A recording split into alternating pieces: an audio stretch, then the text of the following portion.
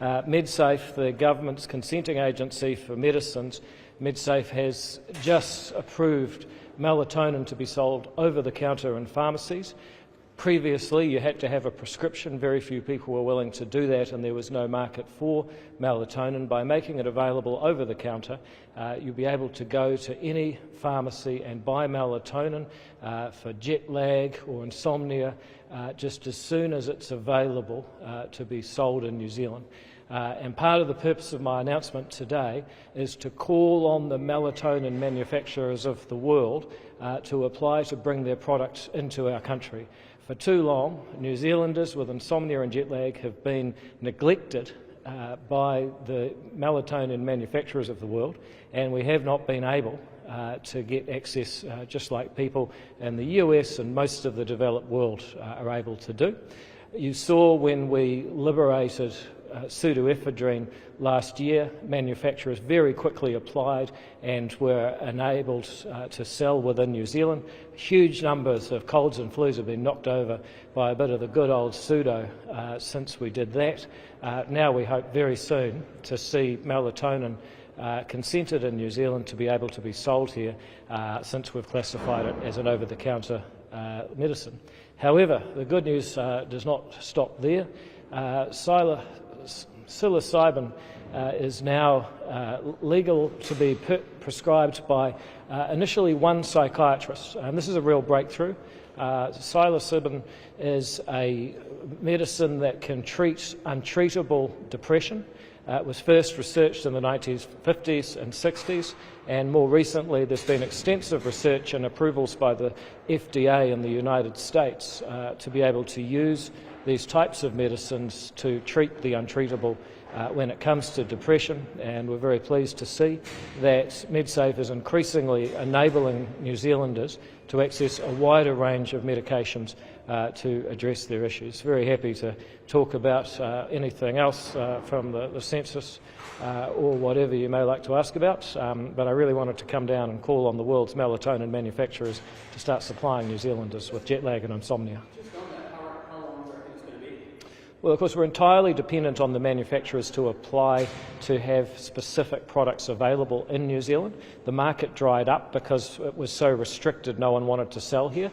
But when we did this with pseudoephedrine, it was a matter of months before products were on the shelves, and I hope we can beat that record. Did you get any pushback from any of your cabinet colleagues on either of these in terms of making them more accessible?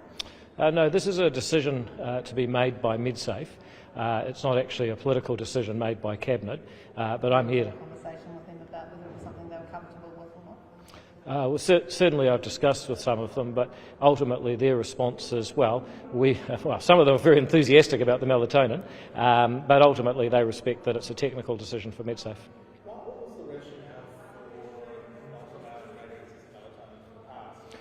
The decision was made back in 1996. It's actually hard to find the reason, but there's no compelling logic when most countries in the world allow you to buy it. And even under our previous laws, before today, you as a New Zealand citizen could fly to, say, Singapore, load up with 3 months' supply, come back through New Zealand customs, perfectly legal, no questions asked, take that product here in New Zealand, and that would be fine, but you can't go along to the pharmacy in your neighbourhood and buy it. Well, that makes no sense. Have I ever taken melatonin?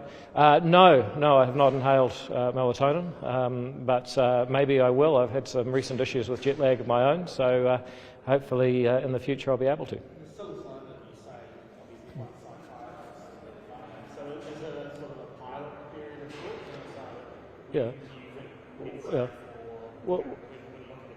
Well, one psychiatrist is able to prescribe, but also what's happened today is that other psychiatrists are able to apply for the same clearance.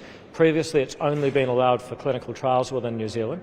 Now it can be used for clinical treatment, and I hope that there'll be more psychiatrists that will apply, because it appears to be a medication that can help with really untreatable depression, which is an awful thing for some people. So greater availability can only be a good thing.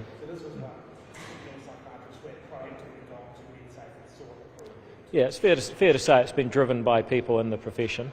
There's a lot of people very passionate about this because, untreatable depression's an awful thing. There are clinicians who say, look, there's stuff happening in the rest of the world and we need to be part of it. Look, I haven't. I used to go mushroom hunting with my dad as a very small kid, but I don't think we found any. Have you been using pseudo since it's been available?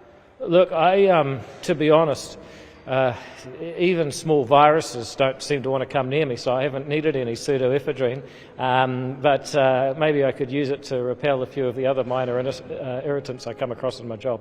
I'm not even going to ask what you think they are. The census information, or the census CPI coming out monthly instead of quarterly, eliminates some of that lag. It looks like the government is making good use of the data it already has at its fingertips. You must be pretty happy with the moves there. Yeah, look, we live in the internet age and the government has to keep up. If we can get more rapid information for CPI, if we can do a census without having to send paper to everyone in the country and just use the data the government already has, that can only be good for our productivity. Do you have any message to, I suppose it might be a little bit redundant now, the use of incentives for people to do their census? I mean, it seems like the days of that is over. Well, there will continue to be surveys, and we do need people to fill out Stats New Zealand surveys when they send them out. We just won't be sending a census to the whole country anymore. But if you fulfil a Stats New Zealand survey when they come out, if you're a business or a household or whatever, you are actually helping provide information that allows the country to function and run. This announcement this morning by Chris Bishop around central government having the ability to say to local council, actually, we don't like what you're doing on a particular provision if it's interfering with its employment, development and economic growth. Some would say that that's quite an overreach, especially for a government that's been quite focused on localism and devolution. What's your take on, I guess, having a power like that? Because it's quite a big thing to do. Look, you've got to look at it the other way. The Parliament in the first place gave the Council the right to stop you building on your own land.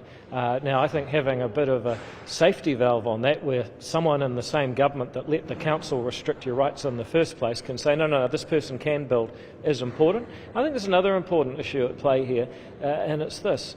The councils have an incentive to say no, because they have to pay costs for development and they have not in my backyard people.